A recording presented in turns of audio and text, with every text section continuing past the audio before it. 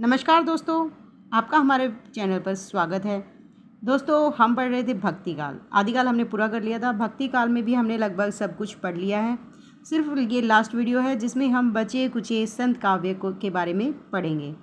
यदि आपने हमारी पिछली वीडियोज़ नहीं देखी है जिनमें भक्तिकाल की प्रवृत्तियाँ, ज्ञानाश्रयी शाखा की प्रवृत्तियाँ और ज्ञानाश्रयी शाखा के प्रमुख कवियों के बारे में पढ़ाया गया है, यदि आपने वो नहीं देखे हैं तो डिस्क्रिप्शन बॉक्स में आपको उनका लिंक दे दिया जाएगा, आप उन्हें पढ़ सकते हैं। आदिकाल की वीडियोस भी आप पीछे जाकर देख सकते हैं चैनल पर। दोस्तों, आज पढ़ रहे हैं हम, देखिए, पहला हमारा जो आज का संत कवि है वो है जमनाथ, जिन्हें जाम्बो जी भी कहा जाता है। इनका जन्म जो था वो 1431 ईस्वी में हुआ था और मृत्यु जो थी वो 1523 ईस्वी में हुई थी। कहा जाता है कि इन्होंने 34 वर्ष की अवस्था तक एक शब्द भी नहीं बोला था।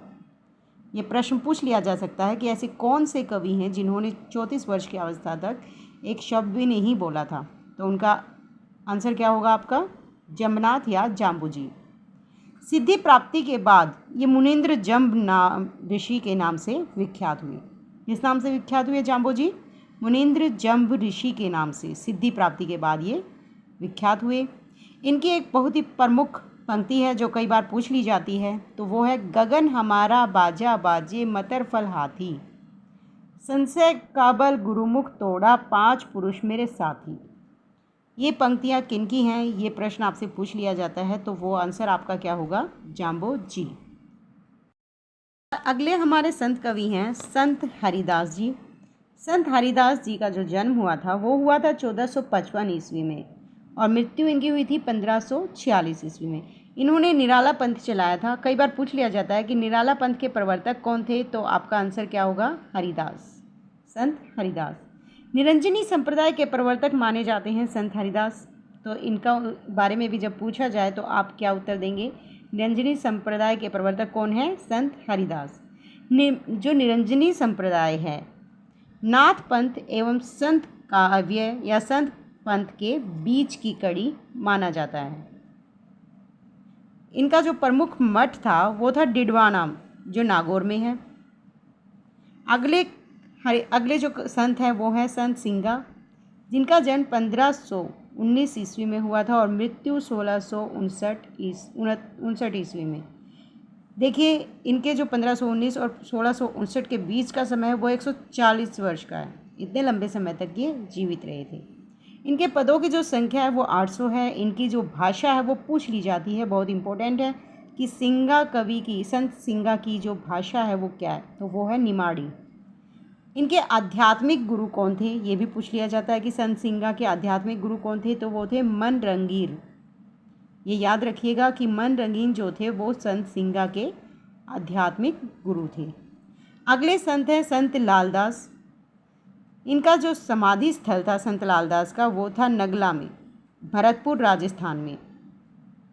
नगला, भरतपुर राजस्थान में इनका समाधि स्थल है संत लालदास का। लाल पंथ के संप्रदाय के प्रवर्तक कौन थे? लालदास। लालदासी संप्रदाय भी बोला जाता है लाल पंथ को। इनका जो जन्म हुआ था वो था धौली धूप में हुआ था। संत लालदास का जन्म धौली धूप में हुआ था।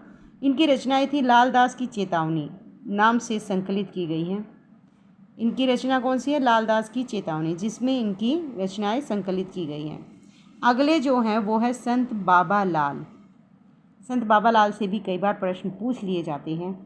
बाबा लाली संप्रदाय के प्रवर्तक कौन है? संत बाबा लाल। चेतन बाबा से इन्होंने दीक्षा ग्रहण की थी।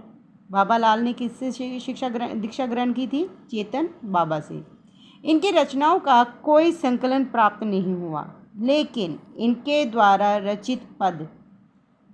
जो रचित पद हैं वो 2 जगह पर मिलते हैं। एक तो असरारे मार्फत में और दूसरा नादिरुन कात में।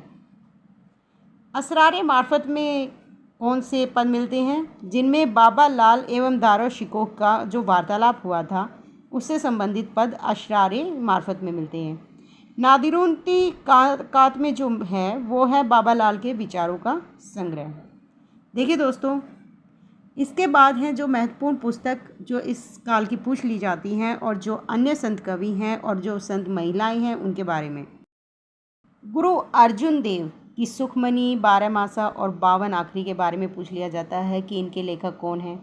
आपका प्रश्न बनेगा कि सुखमनी के रचयिता कौन हैं, तो आपका आंसर होगा गुरु अर्जुन देव। इसी तरह 12 और 52 अखरी के बारे में भी पूछ लिया जाता है। अगली जो महिला संत थी वो थी सहजोबाई और दयाबाई। सहजोबाई और दयाबाई जो थी वो संत चारण दास की शिष्याएं थीं।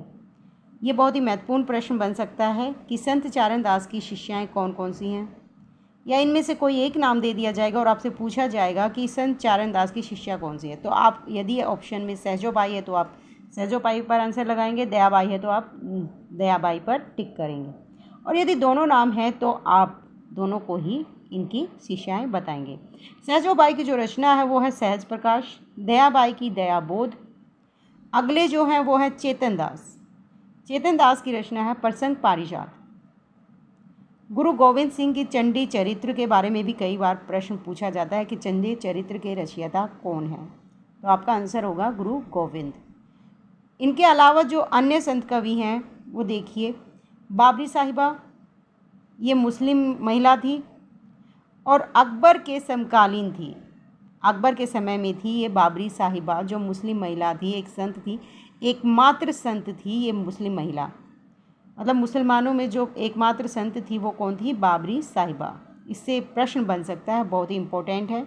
याद रखिएगा कि अकबर के समकालीन जो एकमात्र मुस्लिम महिला संत थी वो कौन थी? बाबरी साहिबा। अन्य संत हैं संत सदना, संत पीपा, संत सेन, संत धन्ना भी संत कवियों में गिने जाते हैं।